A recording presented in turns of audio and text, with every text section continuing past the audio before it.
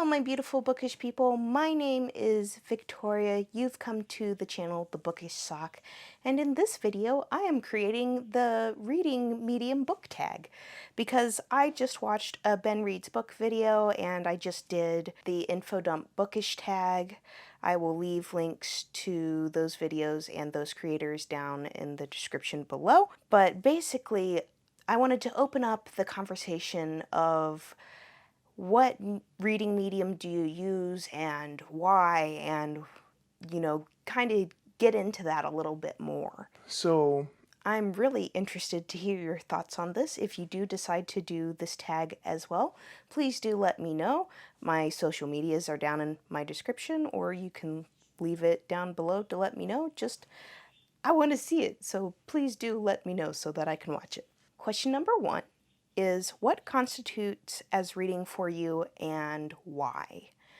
For me, as long as you can retain the information of a story and talk about it, whether that be on a blog, in video form, just talking to a friend, or doing like a book report or something, as long as you have gained that information about a book, then I think that counts as reading. So whether that is in form of audiobook, ebook, or physical book, I don't care. As long as you know about the story, that's what counts to me. As for why I think this way, originally, before there was a writing system, there was storytelling. And at the end of the day, it's the story that matters. So as long as you can remember the story, that's why that counts for me. Number 2 is, what are the pros and cons of audiobooks for you? And at this point, I'm probably just going to read straight off of my notes because I have lots of thoughts on this. My pros are that if my eyes aren't working properly, I can still experience the story. Sometimes I've tried to read regular books and I just couldn't get into them until I tried the audio version, and for some reason having that story performed to me made a big difference and made it much more intriguing than me reading it to myself. Don't really know why. Another one would be that they help me to fall asleep, because a lot of the time my brain just does not shut off. It will not shut up at night when I want to go to sleep unless I am completely physically and mentally exhausted, and some things that help me mentally exhaust myself is listening to something that I can focus on so that my brain isn't going in 50 different directions at once. So that's nice. Another reason is, in the case of full cast recordings or narrators who can change their voice, it really makes it clear who is speaking, and you can really delineate the different characters. For some reason, sometimes when I read a book to myself, I don't switch characters' voices in my heads, and sometimes I get who's talking confused. I don't really know why I do this. It doesn't happen super frequently, but occasionally, if I'm not super engaged in a book, my brain just stops keeping track of who's talking. Another thing that I like about audiobooks is that they make doing chores and long drives easier to do, because you're not just going, I have to do this thing. It's, I get to experience a story while I do some other monotonous task. Another reason is that you don't have to worry about how to pronounce the words or the names, because that's the narrator's job. And lastly is, in a lot of cases, you can control the speed at which you read by either slowing the narrator down or speeding them up to 3 times faster than the original recording. Because a lot of the time, from what I've gathered from reading physical books versus an audiobook, I generally tend to read to myself at somewhere in between 1.5 and 2 times speed. And sometimes, especially if I'm in a part of a book that I feel like is just filler and I do want to get through it, but I'm just at the point where I don't care about that part of the story, 3 times speed is really nice. So now for the cons of audiobooks. Some books just do not adapt well to audio, especially if there are specific font changes in the book. A recent example that I have of this would have been The Rook, which is part of the Cheque Files.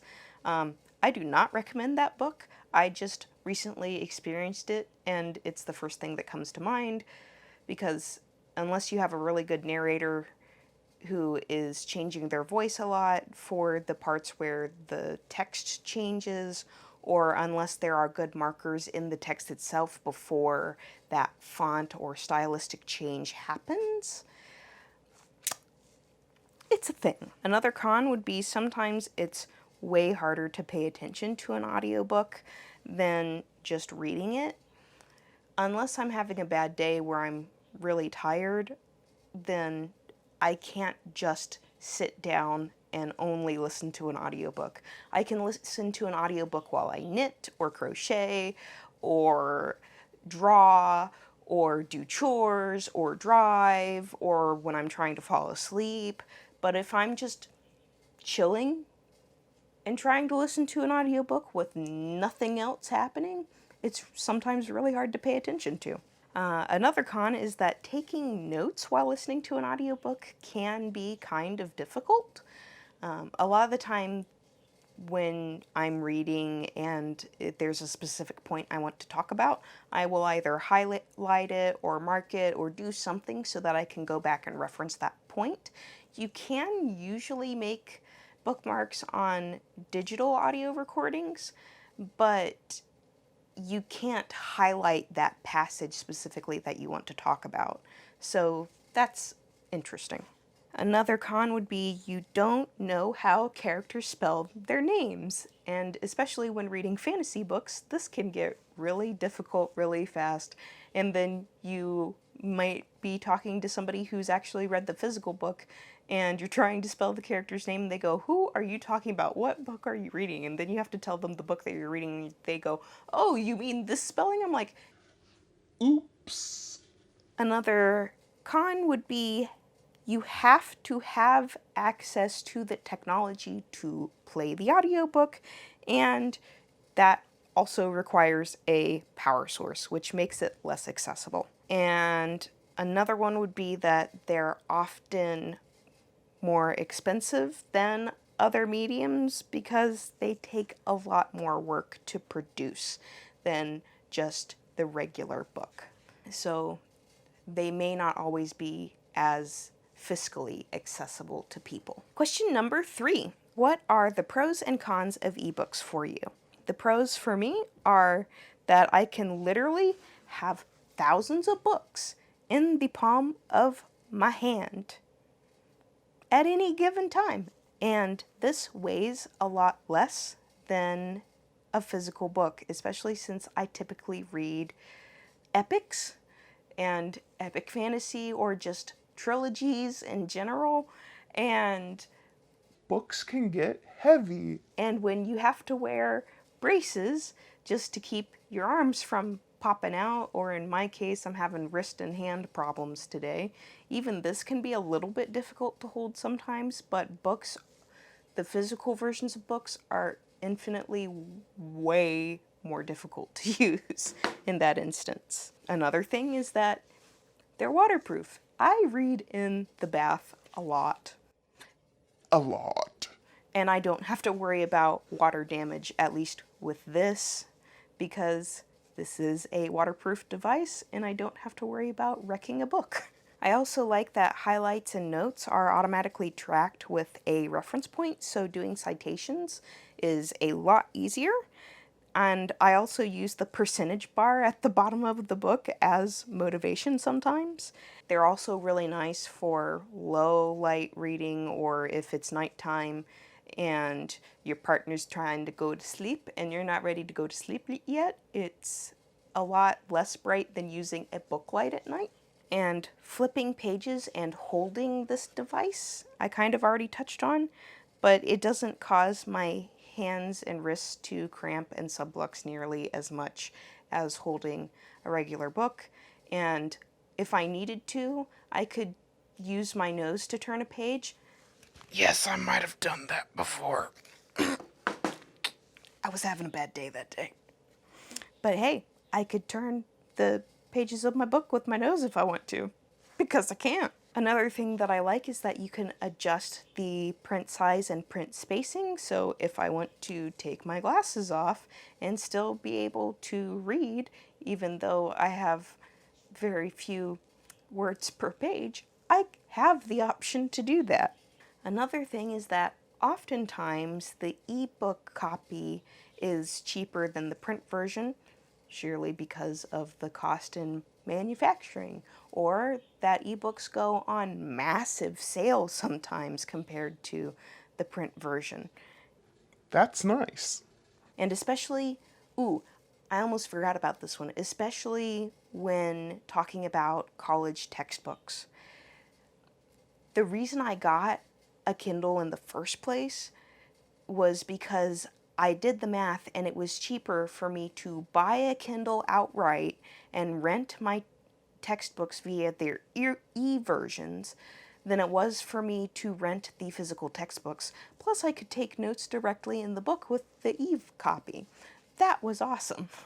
Another pro is that if I lose my reading device, whether that be from just forgetfulness or in a fire or someone breaks in and decides to steal my device, I still have a copy of that on the cloud.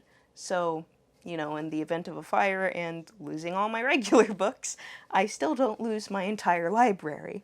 Another thing that's nice about ebooks is, and I'm pretty sure this still works this way, it's been a long time since I've done it, is that if you're having a bad eyesight day, you can get your computer out and turn on the voice assistant and open the book and have the voice assistant read what's on the page for you. And I kind of already touched on this, but it's perfect for reading on the go. Like if you're traveling a lot or if you're taking care of other people or, just you don't want to lug around 5 to 10 pounds of books with you everywhere you go. You don't have to, because you can carry a lot in a little bitty device. And the last one that I probably would not have thought of, except we in the middle of a pandemic, is that even when everything is shut down, you still can check out books from the library via the e-copy, which is awesome. So, some cons. It's a device. It needs charged. It also requires a technological device in the first place, which, you have to have access to that. Another thing is that depending on how your battery's doing, there's a chance that it could spontaneously combust. It's a very, very, very slim chance, but it's something that you don't necessarily have to worry about with a regular book. Take care of your lithium-ion batteries, my friends. Another con that could also be a pro depending on what camp you fall in is that it doesn't have that book smell to it. And I know a lot of people who enjoy reading physical books enjoy the scent of a book that goes along with that, which this does not have. Another thing is you miss the tactile feeling of a book. Swiping a page is not the same as turning a page. And you don't get different textures from different covers and stuff like that.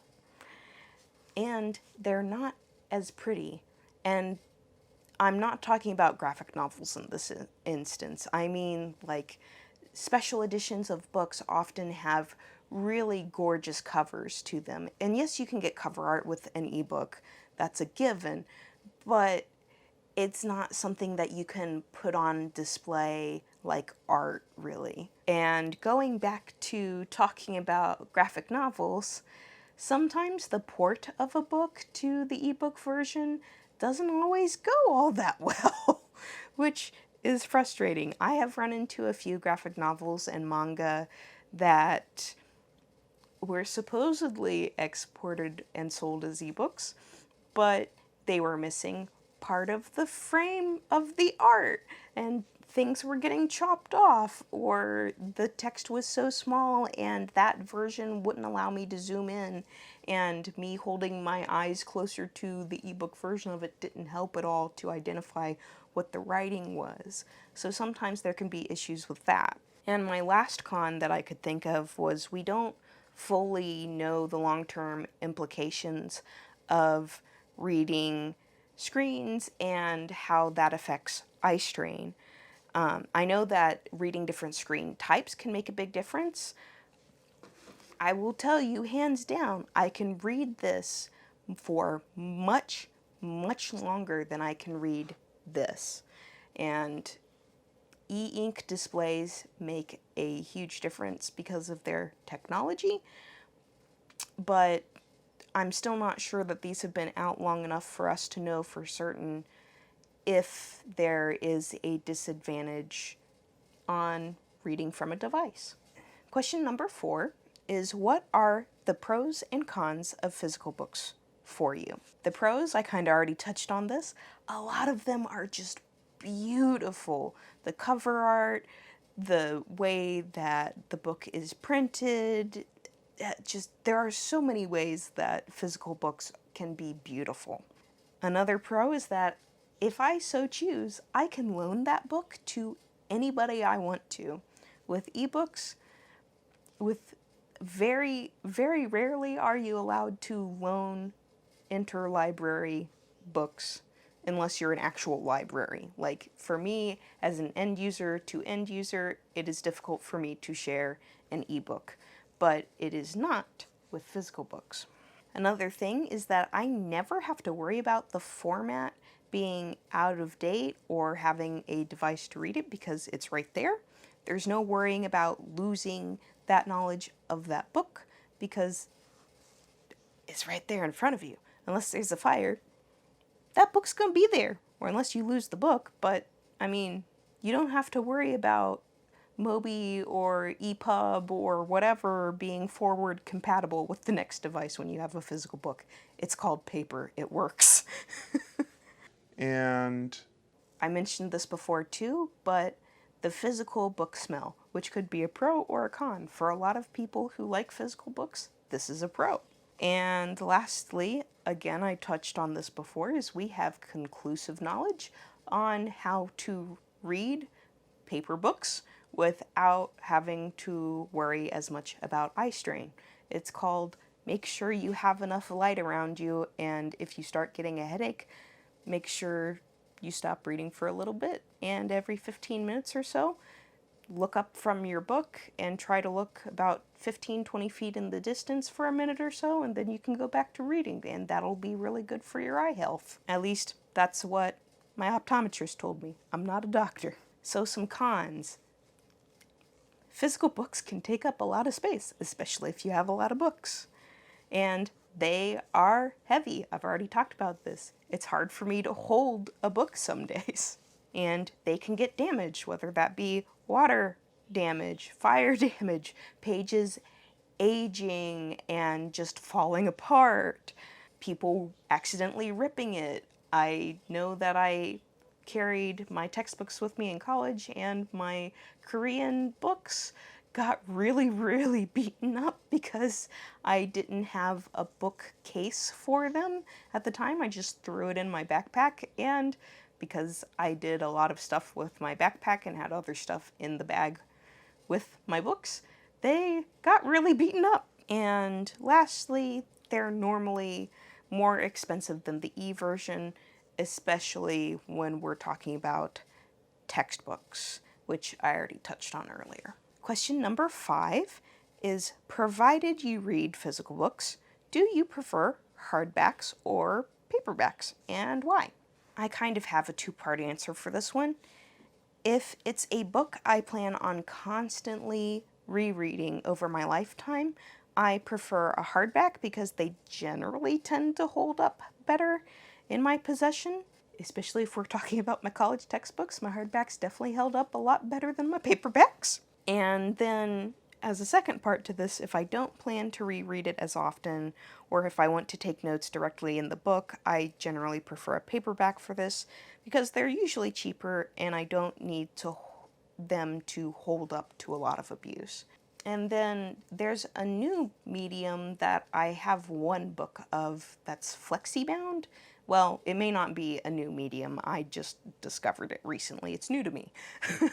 And I feel like FlexiBound might be a happy medium between the two because physically feeling it, it feels like it'll hold up better, but it won't hold up quite as well as a hardback, and I'm really interested to see how that goes.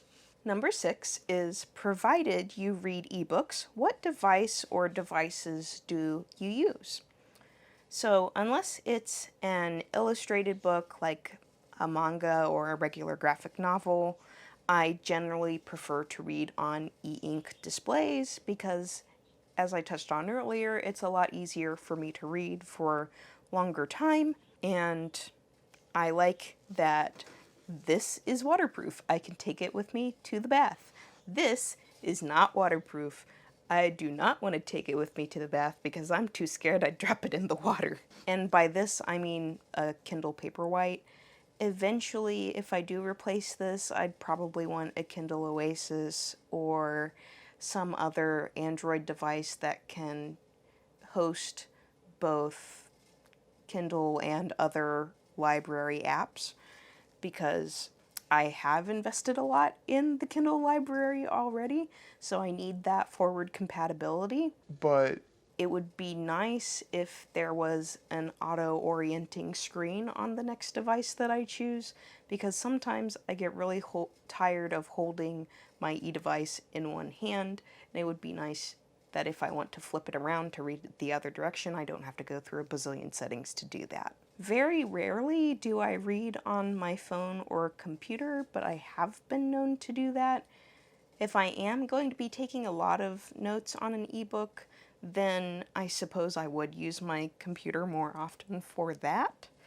But generally, I'm sticking with an e-ink display. Number 7 is, how do you think digital books have affected both the publishing industry and readers? As for the back end of the industry, I'm not sure how well qualified I am to speak on this matter. I have done some line and copy edits for one author who self-publishes, and I can say that trying to format a book for all digital platforms on your own can be really difficult and can add to the stress of self-publishing.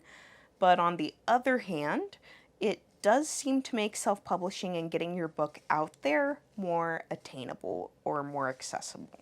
From a reader's perspective, I'm glad that I have access to a load of indie authors as long as I have internet access, and I'm glad that digital books are typically monetarily easier to collect. Everything else that I might say in this section, I feel like I've already covered under questions 2 and 3. So moving on to question 8.